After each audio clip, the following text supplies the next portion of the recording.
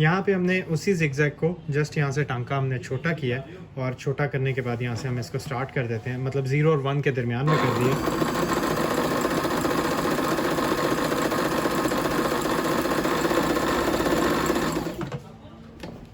ये देखिएगा यहाँ से जो है वही जिगजैग जो है वो मतलब तंग तंग होकर आ रही है, ये इस तरीके से।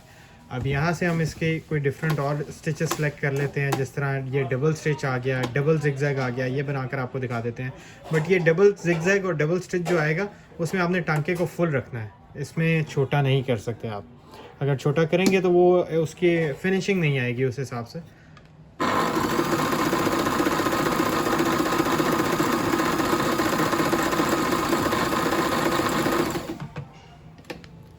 ये देखिएगा यहाँ पे हमारी आर्म जिगजैग थी, अब ये यहाँ पे हमारी जो है वो डबल जिगजैग आ रही है। एक वक्त में मशीन डबल जिगजैग कर रही है।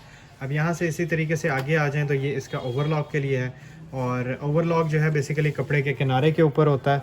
तो हम यही फुट लगा यहाँ से जो है इसकी ओवरलॉकिंग कर लेंगे। हाफ फुट पे कपड़े को रखना है और हाफ पे नहीं रखना।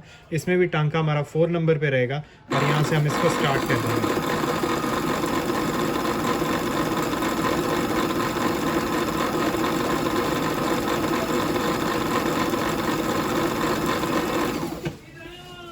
ये आप देख सकते हैं